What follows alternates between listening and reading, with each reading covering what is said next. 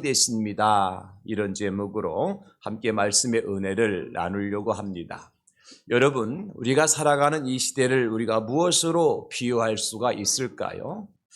우리는 지금 마치 잔치가 무르익어 가는 데에 포도주가 떨어진 혼인집과 같은 그러한 시대를 살아가고 있는 것 같습니다.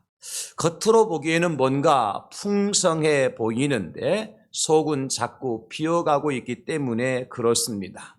정치하는 사람들이 가지고 있는 서울의 아파트 한 채 가격을 얼마냐 들어보면 우리가 살아가는 이 세상과는 전혀 딴 세상 사람들의 이야기처럼 들리죠. 주가 5천 시대 뉴스가 나오고 있습니다마는 여러분의 지갑은 어떻습니까? 주가 5천 시대가 되어지고 어떤 사람은 주식을 투자해서 300배, 500배를 벌었다 그러는데 우리의 지갑은 여전히 텅텅 비어가고 있기 때문에 참 상대적인 박탈감에 빠지고 그런 사람들이 더 많지요. 어떤 연예인은 탈세 금액이 200억이라더라 뉴스가 나오는데 탈세한 것이 200억이라 그러니까 번 돈은 또 얼마나 되겠습니까? 우리는 죽도록 벌어도 200억은 상상도 하지 못하는데 말이죠. 그래서 한참 유행하던 금수저, 흙수저의 이야기가 이제는 일상화된 것이 아닌가 생각이 되어집니다. 그래서 오히려 괴리감이 생기고 소외감이 들고 왠지 주눅이 들어서 살아야 되는 그러한 시대에 우리가 있는 것입니다.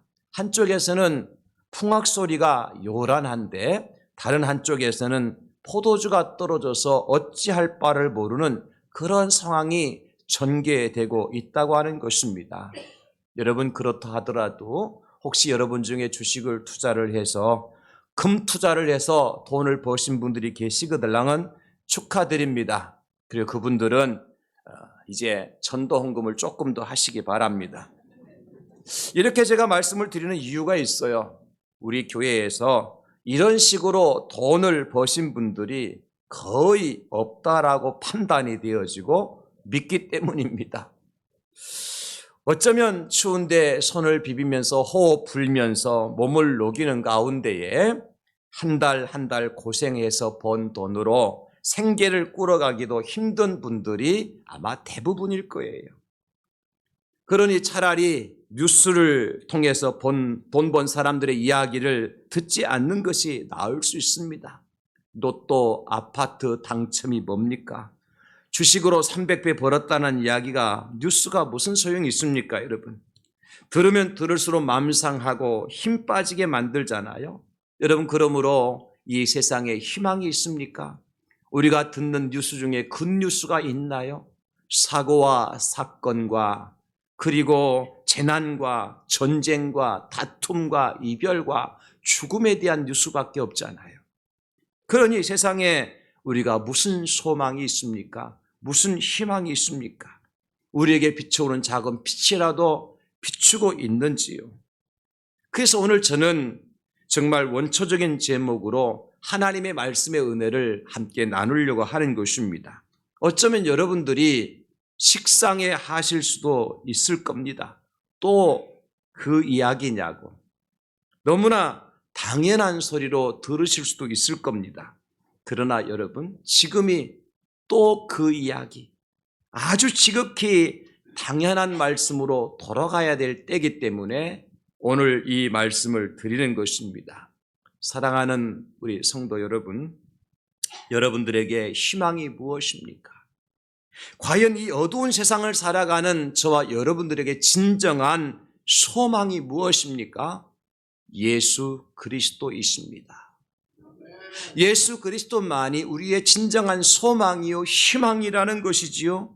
그래서 오늘 저는 설교의 제목을 예수님만이 세상의 희망이 되십니다 이렇게 정한 것입니다. 우리 한번 같이 선포합시다. 예수님만이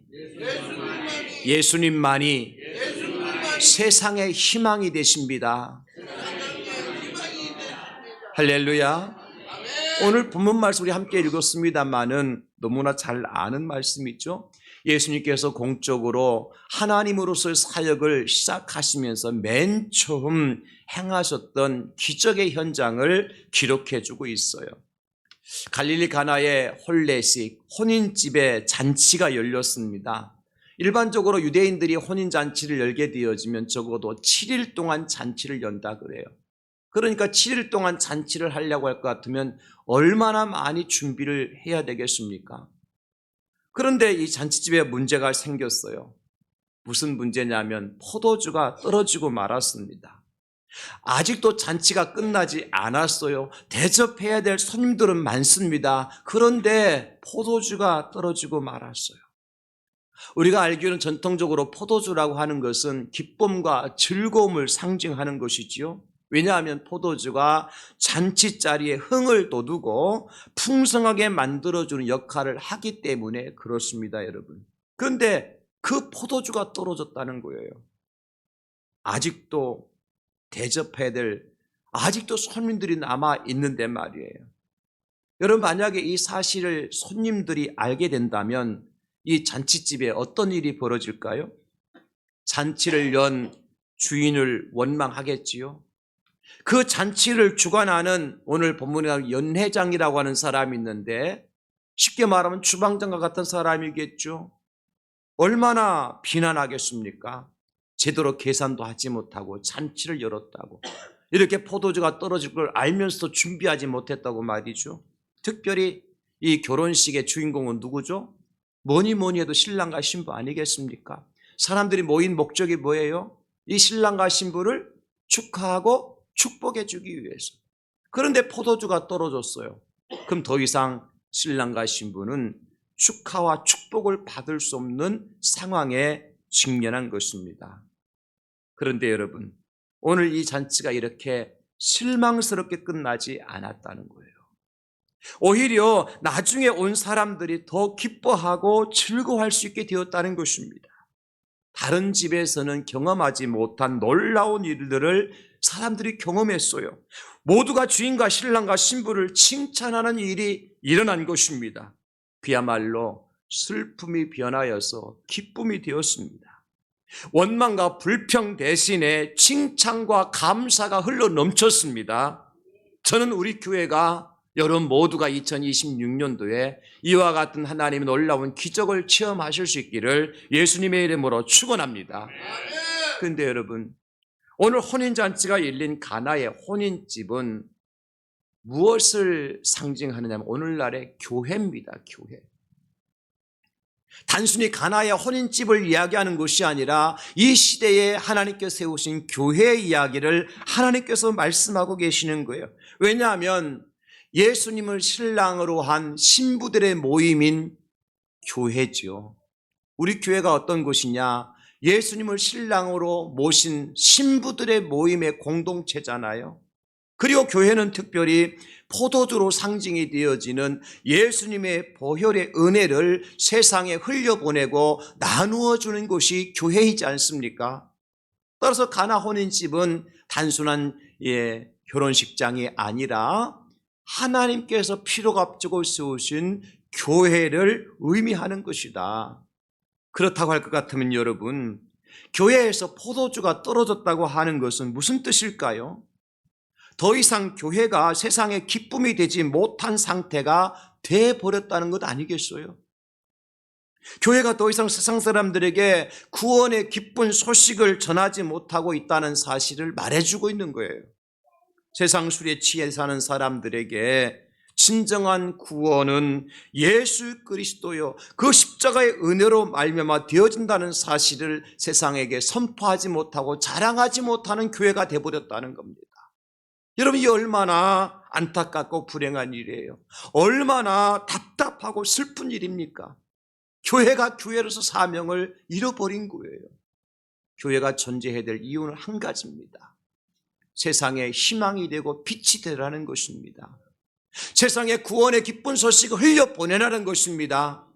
그 세상에 희망 없이 빛 없이 살아가는 사람들이 교회를 통해서, 우리 그리스도인들을 통해서 희망을 찾게 되어지고 구원의 기쁨 가운데로 나오도록 하기 위해서 하나님께서 예수 그리스도의 보혈을 흘려주시고 교회를 세워주신 줄로 믿습니다. 그런데 그 사명을 감당하지 못한다? 이건 너무나 불행한 일입니다. 그런데 오늘 이 잔치집에 반전이 일어났잖아요. 여러분 10절 말씀을 다시 한번 보시기 바랍니다.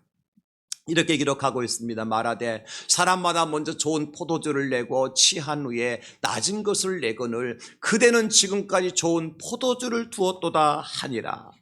연회장이 신랑에게 하는 말이에요.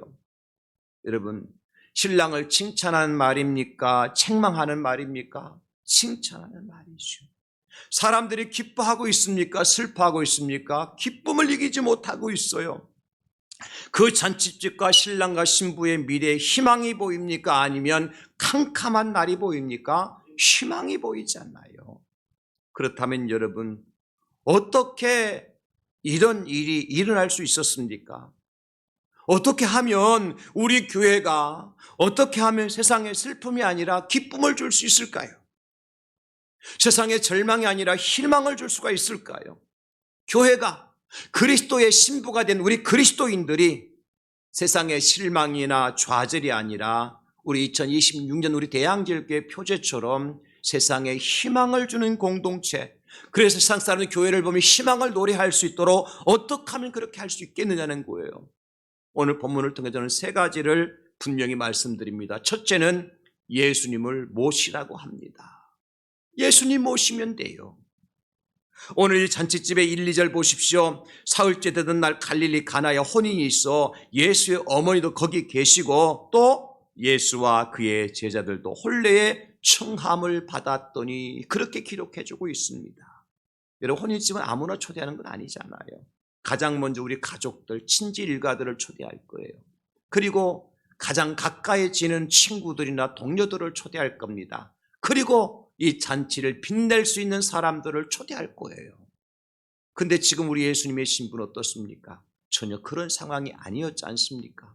그럼에도 불구하고 이 잔치집에 어떻게 된 것인지 예수님과 예수님의 어머니와 그의 제자들을 함께 초대를 했어요. 여기에 놀라운 기적의 반전이 일어나는 것입니다. 여러분, 예수님을 청하여 그 자리로 예수님께 초대했다는 것이 참 잘한 일 아니겠습니까? 그리고 그 예수님께서 포도주가 떨어져 잔치가 망가질 상황에서 구원의 은총을 베풀어 주셨습니다. 그렇습니다, 여러분. 예수님이 계시면 시험이 와도 겁낼 것 없습니다. 왜냐하면 예수님이 시험을 이기도록 도와주실 것이기 때문입니다. 예수님께서 문제를 해결해 주실 것이기 때문입니다. 예수님께서 모든 어둠의 세력을 물리쳐 주실 것이기 때문입니다. 슬픔 대신 기쁨을 주실 것입니다. 눈물 대신에 춤을 추게 하시는 놀라운 역사를 예수님께서 베풀어 주실 것이기 때문입니다. 우리가 잘 부르는 찬양 중에 주와 함께라고 하는 그러한 찬양의 가사를 보면 주와 함께라면 가난해도 좋아 참된 부요함이 내 마음에 가득하니까 주와 함께라면 병들어도 좋아 참된 강건함이 내 마음에 가득하니까 내 마음 아시는 주님 항상 나와 함께 계셔 약한 내 영혼에 위로와 능력 주시네. 가난해도 병이 들어도 시련의 밤 어둡고 깊어도 나는 결코 잊을 수 없고 떠날 수 없고 놓을 수 없어. 왜냐하면 주님이 나와 함께 하시니까. 주와 함께라면 가난해도 좋아 참된 부요함이 내 맘에 가득하니까 때로는 날 유혹하려고 세상 바람 휘몰아쳐와도 나는 결코 잊을 수 없어 자비로운 주의 음성을. 여러분, 주님께서 함께 하시면 가난해도 몸에 병이 들어도 우리를 아시는 주님께서 항상 함께 하여 주시면 우리가 두려워할 것도 없고 슬퍼할 일도 없다라는 것입니다. 성경에 보면 주님께서 함께 하심으로 말미암아 놀라운 은혜를 체험한 사건들이 한두 가지가 아니잖아요. 이스라엘 백성들이 애굽에서 나와서 광야 40년 생활을 할 때에 그 광야 40년 길을 무사히 지나서 하나님께 약속하셨던 가나안 땅에 들어갈 수 있었던 것은 누가 함께 하셨기 때문입니까? 하나님께서 함께 하셨기 때문에. 어떻게? 낮에는 구름 기둥이 되어주셔서 밤에는 불기둥이 되어주셔서 그리고 그들의 발이 부르지 아니하도록 의복이 헤어지지 아니하도록 하나님께서 그들과 함께 해주심으로 말미암아 광야 40년을 지나 가나안 땅에 입성했잖아요. 뿐만 아니라 다니엘의 그 세 친구들 보십시오. 7배나 뜨거운 풀무불 속에 던짐을 당하잖아요. 그런데 그 풀무불 속에 보니까 다니엘의 세 친구만 있는 것이 아니라 몇 사람이 있었어요? 4사람이 있었어요. 그 한 사람은 누굽니까? 하나님이셨잖아요. 하나님께서 세 친구들만 풀무불 속에 집어넣도록 만든 것이 아니라 그 뜨거운 풀무불 속에도 주님이 함께 찾아오신 겁니다. 아무리 뜨거운 풀무불이라 할지라도 용광로의 불꽃이라도 주님이 그곳에 함께 하시면 머리카락 하나도 상하지 않도록 지켜주시고 보호해 주시는 것입니다. 갈릴리 바다 한복판의 제자들이 풍랑을 만났어요. 어찌할 바를 모르고 살기 위해서 갖은 노력을 다했어요. 소용이 없었습니다. 배가 가라앉기 시작했습니다. 죽을 날만 생겼어요. 그런데 여러분 그 배 안에 누가 계셨어요? 예수님이 계셨잖아요. 예수님께서 바람도 파도도 명령하여 잠잠하라 하니까 풍랑이 그쳤습니다. 제자들이 안전하게 목적지까지 갈 수 있었습니다. 그 배 안에 누가 계셨다고요? 예수님이 계셨어요. 오병이의 기적의 현장에 누가 계셨습니까? 예수님이 계셨잖아요. 장정망 5,000명 배가 고파서 집에 돌아가다가 허기진 배를 이제 지고 가다가 쓰러질 판인데 도시락 하나 가지고 예수님께 축사하여 제자들에게 나눠주라 하셨을 때에 5,000명이 먹고 12광주가 남았어요. 누가 하셨습니까? 예수님이 하셨잖아요. 사랑하는 성도님들, 우리도 풍랑을 만날 수 있고 베세다 들녘의 5,000명처럼 배고플 때가 있고 다니엘의 세 친구들처럼 뜨거운 풀무불 속에 던짐을 당할 때도 있을 겁니다.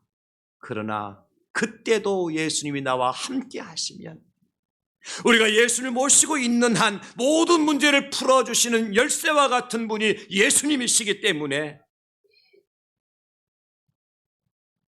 통장의 비밀번호와 같은 분이 예수님이시기 때문에 그 예수님이 우리로 하여금 물이 변하여 포도주가 되게 하시니 그래서 우리가 세상의 기쁨이 될 수 있고 세상의 희망이 될 수 있는 것입니다.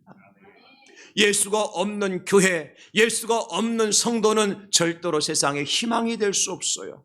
그러므로 여러분 안에 예수님이 계심을 믿으시기 바랍니다. 이 교회의 머리가 예수 그리스도를 믿으시기 바랍니다. 그렇기 때문에 우리 교회가 세상의 희망이 될 수 있고 여러분들이 세상의 희망이 될 수가 있는 것입니다. 내가 하는 것이 아닙니다. 예수님께서 그렇게 하실 것입니다.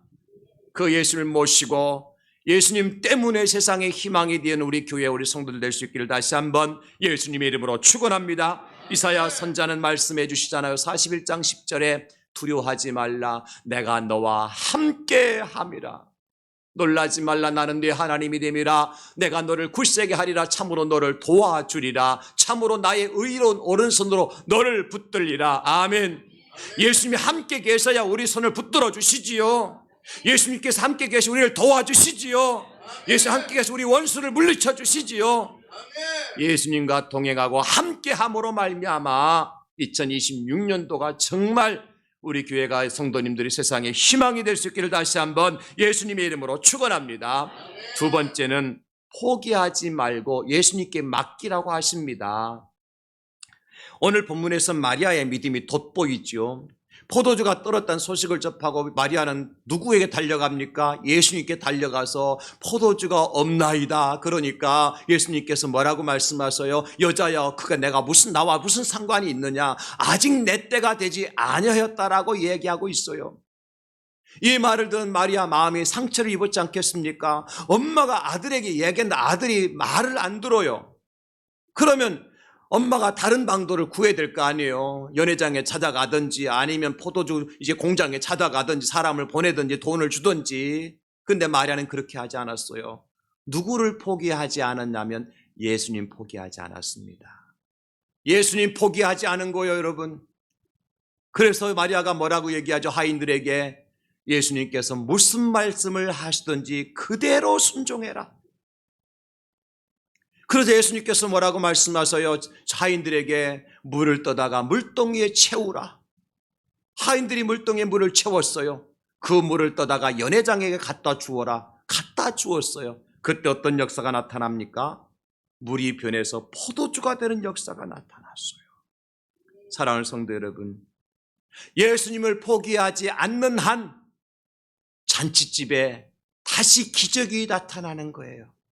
예수님을 포기하지 않는 한 우리 교회에 기적이 나타날 줄 믿으시기 바랍니다. 예수님을 포기하지 않는 한 여러분과 여러분 가정에 기적이 일어날 줄 믿으시기 바랍니다. 문제는 예수님 포기하기 때문에 세상 방법을 따라하기 때문에 문제가 되는 것 아니겠어요, 여러분? 흉악한 귀신에 들려 고통하는 딸을 살려달라고 예수님께 찾아온 가나안 여인이 있었습니다. 내 딸이 지금 흉악한 귀신이 들려 고통하고 있사오니 주님 내 딸을 좀 살려달라고 예수님 매정하게 그 여인에게 말합니다. 자녀들의 떡을 취하여 개들에게 주는 부모가 어디 있느냐고. 무슨 얘기인 줄 아시겠어요? 지금 이 자녀는 누구냐면 유대인들을 얘기하는 것이고 개들은 누구냐면 이방인들 가나안 여인을 지칭하는 것 아니겠어요? 이 말을 들은 가나안 여인이 뭐라고 그럽니까? 옳습니다. 주님의 말씀이 100번 맞습니다. 그러나 개들도 자기 주인의 상에서 떨어지는 부스러기를 먹고 살지 않습니까? 내가 개면 어떻고 개보다 더 못한 사람이 어떻습니까? 예수님이시라면 내 딸을 고칠 수 있습니다. 예수님만이 내 딸을 살릴 수 있습니다. 그러니 살려주세요. 예수님 포기하지 않잖아요. 그럴 때 어떤 역사가 나타납니까? 예수님께서 그 여인의 믿음을 이렇게 말씀합니다. 마태복음 15장 28절이죠. 이에 예수께서 대답하여 이르시되 여자여 내 믿음이 크도다. 내 소원대로 되리라 하시니 그때로부터 그의 딸이 나으니라. 아멘. 아멘. 여러분 예수님 포기하지 않으니까 평생 귀신 들려 고통하던 딸이 고침을 받았어요. 불의한 재판관에게 찾아간 과부의 이야기도 나오잖아요. 이 재판관이 어떤 사람이냐? 하나님도 두려워하지 않고 사람을 무시하는 재판관이었어요. 근데 억울한 일을 만난 과부가 그 재판관에게 찾아갑니다. 날마다 찾아가서 내 억울함을 풀어달라고 얘기해요. 하나님도 두려워하지 않는 재판관이라 그랬어요. 그리고 사람을 무시하는 재판관이라 그랬어요. 그런데 어떤 결과를 가져옵니까? 누가복음 18장 4절로 5절의 말씀에 그가 얼마 동안 듣지 아니하다가 후에 속으로 생각하되 내가 하나님을 두려워하지 않고 사람을 무시하나 이 과부가 나를 번거롭게 하니 내가 그 원한을 풀어주리라. 그렇지 않으면 늘 와서 나를 괴롭게 하리라 하였느니라. 이 과부는 누구를 포기하지 않았습니까? 재판관을 포기하지 않았습니다. 이 재판관이 누굽니까? 우리의 구주 예수님이십니다. 예수님 그렇게 말씀하시죠. 누가복음 18장 7절로 8절 하물며 하나님께서 그 밤낮 부르짖는 택하신 자들의 원한을 풀어주지 아니하시겠느냐? 그들에게 오래 참으시겠느냐? 내가 너희에게 이르노니 속히 그 원한을 풀어주시리라. 그러나 인자가 올 때에 세상에서 믿음을 보겠느냐 하시니라. 포기하지 않는 자에게 풀어주시겠다고 약속하셨습니다. 저녁에 친구가 찾아왔는데 친구에게 공급해줄 떡이 없어요. 그래서 어떡합니까? 이웃집 친구에게 찾아가서 노크하고 우리 집에 손님이 왔는데 저녁에 손님을 대접해드릴 떡이 없다. 떡 3덩이만 좀 빌려주라. 그러니까 그 사람이 뭐라고 그래요? 이미 우리는 잠자리에 들었다고. 그래서 떡을 빌려줄 수 없다고. 그러니 그 친구가 어떡합니까? 그냥 물러가지 않잖아요. 그래서 어떻게 우리 집에 손님이 왔는데 손님을 대접해야 되지 않겠느냐고. 그러니까 성경이 이렇게 말씀합니다. 누가복음 11장 8절에 내가 너에게 말하노니 비록 벗됨으로 인하여서는 일어나서 주지 아니할지라도 그 간청함을 인하여 일어나 그 요구대로 주리라. 여러분 그렇습니다. 교회가 세상의 희망이 되기 위해서는 절대로 포기하지 말아야 될 것이 있습니다. 우리가 포기하지 말아야 될 그것이 무엇입니까? 오직 예수 신앙이에요. 오직 십자가 신앙이에요. 오직 말씀 신앙이에요. 교회가 예수님을 잃어버리고 십자가를 잃어버리고 말씀을 잃어버리면 속이 빈 강정에 불과한 것입니다. 그러나 교회가 십자가 신앙을 붙들고 있고 포기하지 않고, 교회가 예수 신앙 포기하지 않고, 교회가 말씀 신앙 포기하지 않으면 세상의 희망이 될 수 있습니다. 갈라디아 6장 9절 말씀 우리 한번 같이 읽겠습니다. 시작. 우리가 선을 행하되 낙심하지 말지니 포기하지 아니하면 때가 이름에 거두리라. 아멘. 여기 선을 행한다는 건 뭡니까? 예수 신앙으로 거듭나는 거예요. 십자가 신앙으로 무장하는 거예요. 말씀 신앙으로 전진하는 것입니다. 그럴 때에 때가 되면 하나님께서 그 말씀대로 예수님의 십자가의 사랑으로 우리에게 갚아주신다. 할렐루야. 로마서 5장 3절로 4절 말씀하십니다.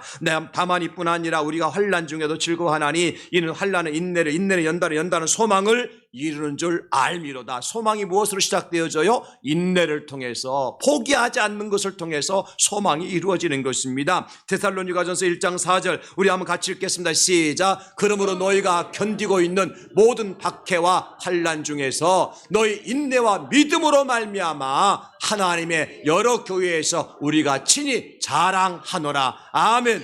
무엇으로 말미암아? 인내와 믿음으로 말미암아 자랑거리를 만들어 주시겠다. 예수 신앙, 십자가 신앙, 말씀 신앙을 포기하지 않고 끝까지 그것에 이제 붙들림 받은 교회를 하는 자랑거리가 되게 해 주시겠다. 우리 대양제일교회가 2026년도에 다시 예수 신앙으로, 다시 십자가 신앙으로, 다시 말씀 신앙으로 돌아갈 때 세상의 자랑거리가 우리 교회가 될 줄 믿으시기를 바랍니다. 여러분들이 말씀 신앙, 십자가 신앙, 예수 신앙으로 무장할 때 여러분들이 세상의 자랑거리가 될 줄 믿으시기를 예수님의 이름으로 축원합니다. 포기하지 말고 예수님 신앙으로 거듭나야 돼요. 마지막 세 번째, 그래서 예수의 말씀에 순종하라고 하시는 것입니다. 여러분, 종들이 단순히 돌 항아리에 물을 채우는 것은 할 수 있습니다. 왜냐하면 물 채우는 거야 무슨 못하겠습니까? 물 떠다 놓으면 되잖아, 그죠?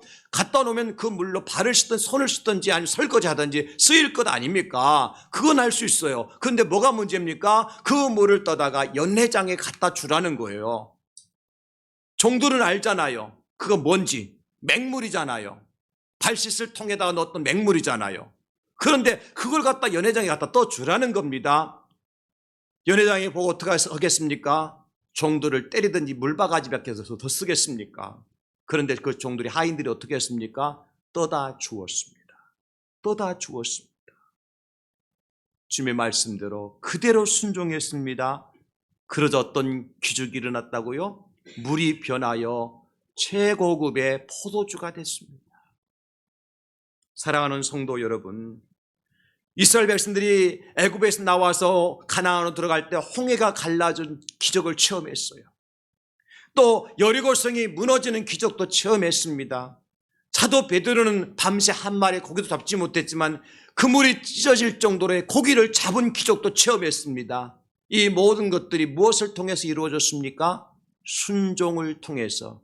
어떤 순종? 하나님의 말씀에 순종함을 통해서 이루어졌던 거예요. 그러나 그 어떤 일도 순종하기 쉬운 일은 아무것도 없었습니다. 여러분, 발만 담그면 금방 그 휩쓸려 갈 수밖에 없는 그 급물살이 치는 그 홍해에 발을 담글 수 있겠습니까? 담그니까 물이 그쳤습니다. 여러분, 여리고성 그 누구도 무너뜨려 본 적이 없습니다. 그런데 돌라는 하루에 한 바퀴씩 돌고 마지막 날 7바퀴 돌라는 거예요. 다른 방법도 아니고 너무나 무모한 방법 아닙니까? 아니, 무기를 갖다가 꽃갱이 갖다 부순다고 하면 조금 다르겠습니다만은 그냥 돌라는 거예요. 그럼 무너진대요. 돌았습니다. 무너졌습니다. 이게 순종의 결과 아닙니까? 어부 출신 베드로입니다. 예수님은 목수 출신입니다. 여러분, 전공이 달라요. 직업이 달라요.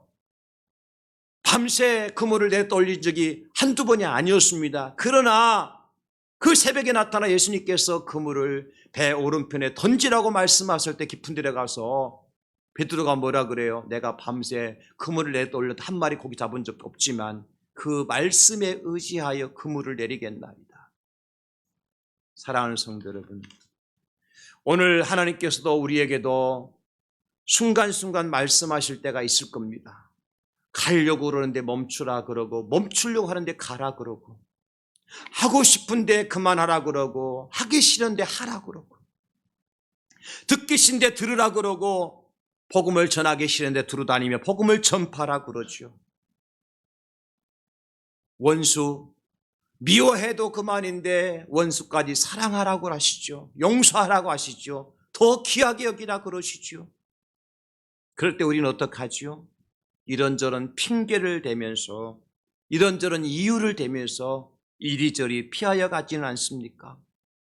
그 이유가 얼마든지 합당한 이유일 수 있습니다. 그 핑계가 얼마든지 합리적인 핑계일 수 있습니다. 사울을 보십시오.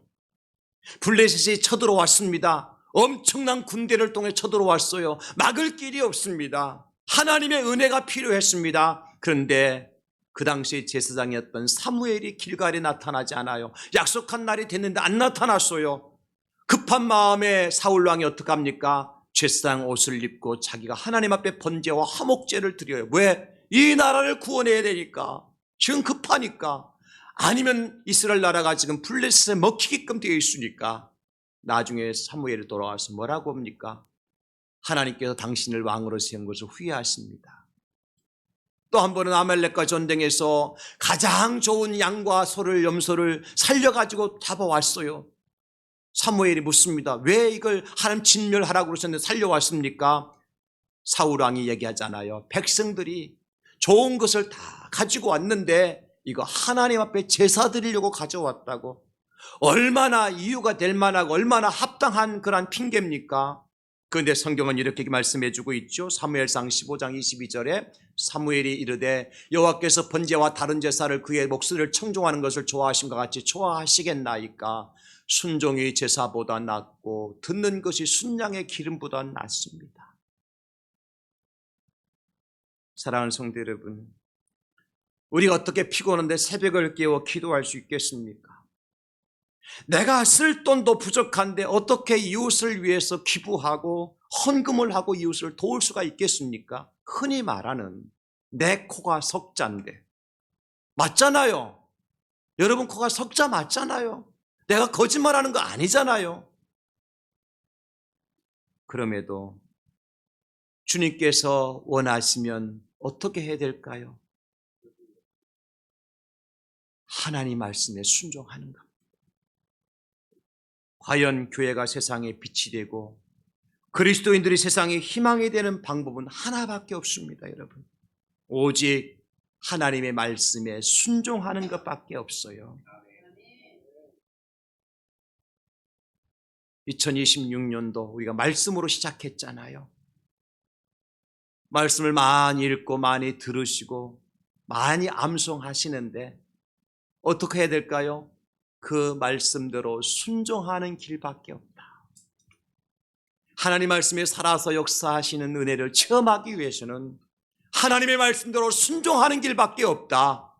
여러분 꼭 기억하시고 하나님께 말씀하실 때 그 말씀에 순종하여 오늘 가나 혼인집에 있었던 물이 변해서 포도주가 되어지는 기적이 일어났던 것처럼 우리 삶의 현장에, 우리 가정에, 우리 교회에 그와 같은 기적이 일어나서 진정한 세상의 희망이 되고 기쁨이 되는 2026년 한 해가 되어줄 수 있기를 예수님의 이름으로 축원합니다. 기도합시다. 주님 예수님을 모시고